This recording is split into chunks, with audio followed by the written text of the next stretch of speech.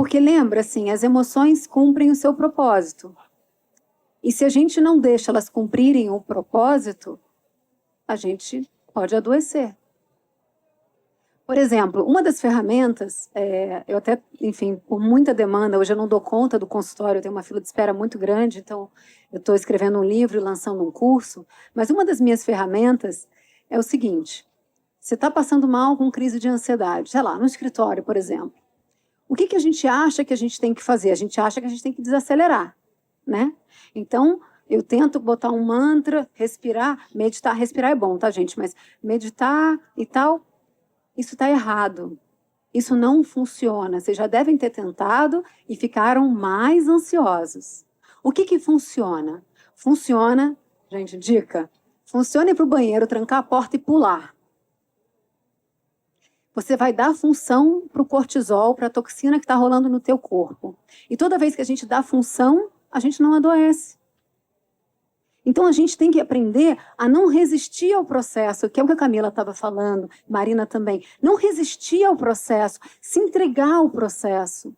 Uma crise de ansiedade, gente, dura no máximo 10 minutos. Você pode ter várias crises de ansiedade no mesmo dia, mas o corpo, na sua mágica, em 10 minutos, vai ativar o sistema parasimpático e você vai sair dela, mesmo que você não tome ansiolítico, mesmo que você Nossa, não tenha que informação importante. mesmo que você não tenha nenhuma horizonte ferramenta, é mais fácil de lidar, né? Tipo, 10 minutos. você não vai morrer e ela vai passar. E faz parte, né? Isso é muito importante. Agora, a gente falando das emoções, como é que é esse processo? Isso é um caminhar.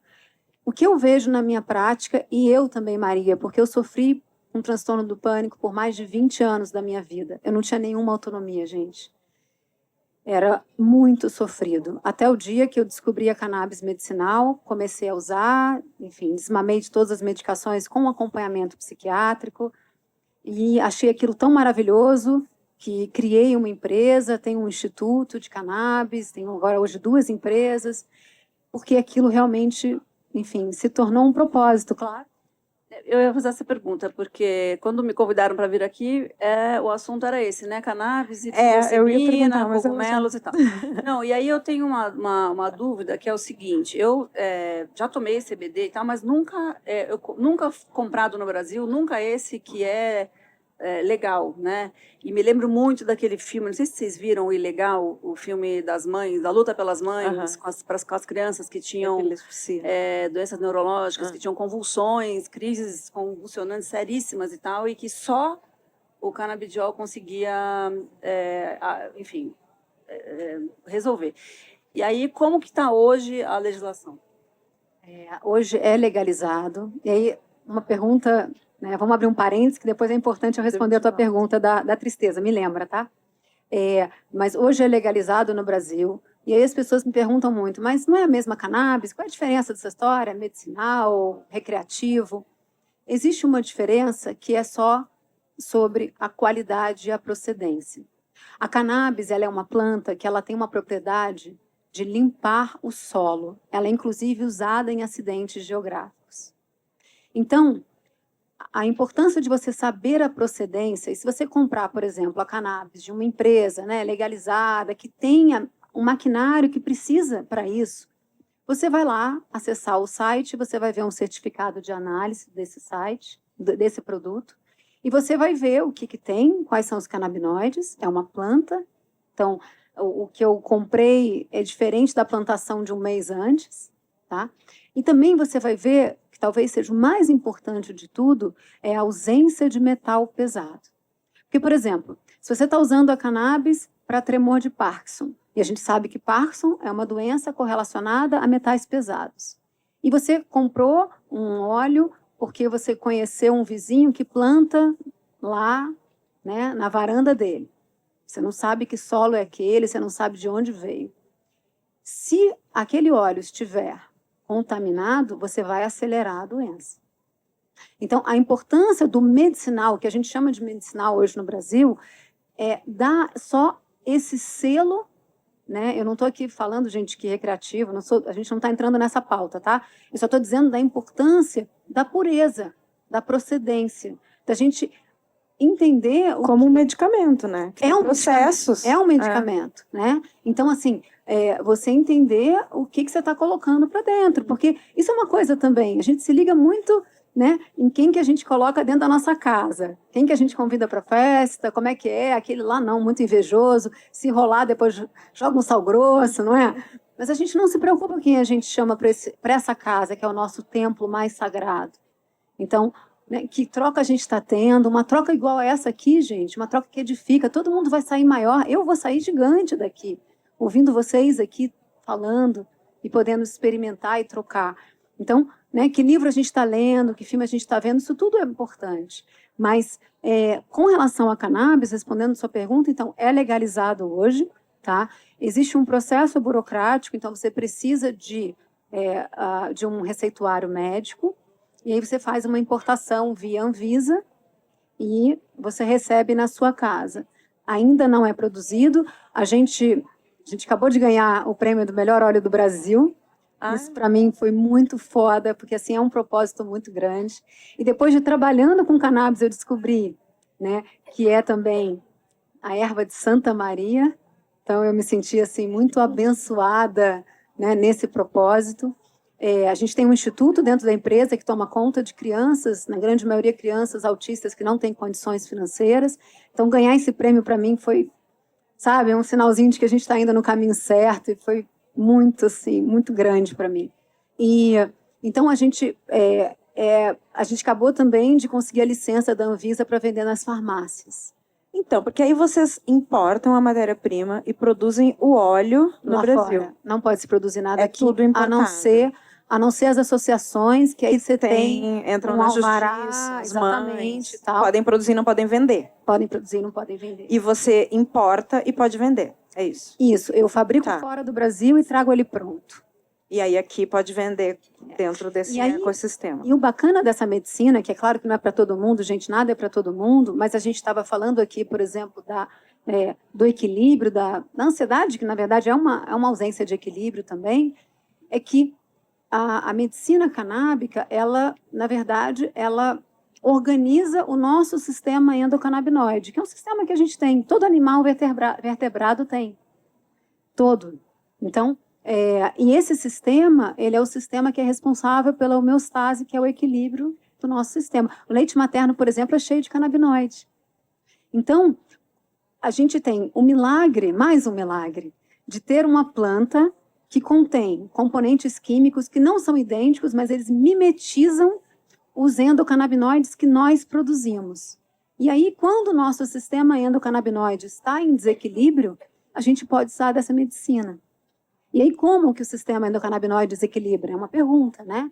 Porque é natural, a gente nasce com ele, por que desequilibra? Bom, autistas não produzem canabinoides como os neurotípicos. Por isso que a melhora é muito rápida com as crianças autistas. Doenças... Estão repondo algo que, de fato, eles não têm. Exatamente. Doenças neurodegenerativas, ansiedade, estresse, trauma, idade, depressão. A idade e a depressão, sim, porque ela é uma emoção que desregula, né? A idade também, porque o nosso sistema endocannabinoide não é o mesmo a vida toda, ele tem suas nuances. E com a idade, a gente já vai automaticamente produzindo menos canabinoide.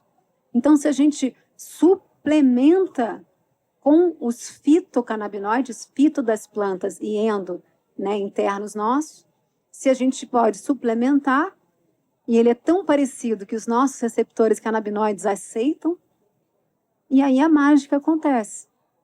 Porque é muito lindo esse processo no corpo. Se a gente for falar de psicodélicos, por exemplo, no Brasil não é permitido, mas em alguns países e eu trabalho em alguns países, acontece a mesma coisa.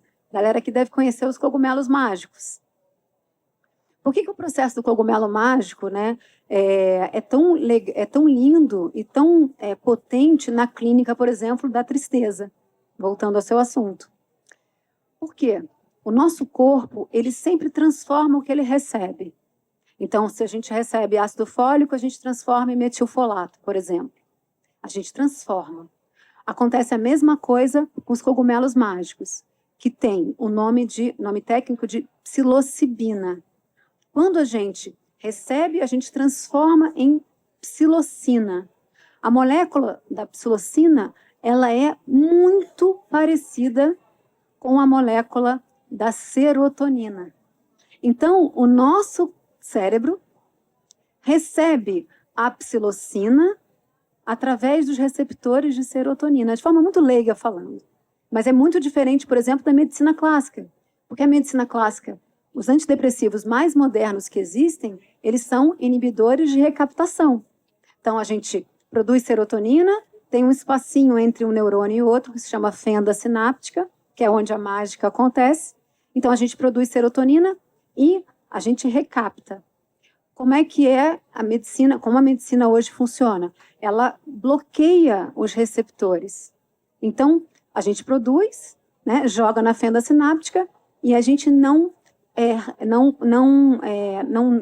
recebe, né, não recapta de forma tão rápida. E aí fica mais tempo ali na fenda sináptica. Diferente da psilocina, porque ela, como se ela estivesse produzindo serotonina. E a depressão e a ansiedade, não sei se todas, né? A angústia também, em parte, mas vamos pegar a depressão e a ansiedade, que eu acho que é um tema que interessa muita gente, né? O que eu percebi, e aí eu comecei a história da minha história, porque eu percebi em mim e percebi na minha clínica, é que a depressão e a ansiedade é como se elas fossem duas irmãs siamesas no mesmo corpo. A ansiedade é aquela irmã que está gritando. Ninguém aguenta. Então é natural que a gente busque ajuda para tratar essa irmã, porque ela está dando um trabalho gigante. E aí a pessoa vem, a gente trabalha essa ansiedade, de novo, não tira a ansiedade, a gente transforma essa ansiedade de disfuncional para funcional, e aí essa irmã para de gritar e dá espaço para outra irmã, que é da depressão, a gente está chamando de depressão, mas pode ser uma distimia, pode ser um humor mais rebaixado, que está causando sofrimento. E aí essa irmã tem espaço para aparecer. Por isso que nos países que é permitido, quando a gente trata a ansiedade e transforma ela numa ansiedade funcional e aparece a tristeza, e aí é um paciente que já usou medicação clássica e não está mais a fim de voltar, a gente pode fazer ciclos de microdosagens e aí o colorido volta.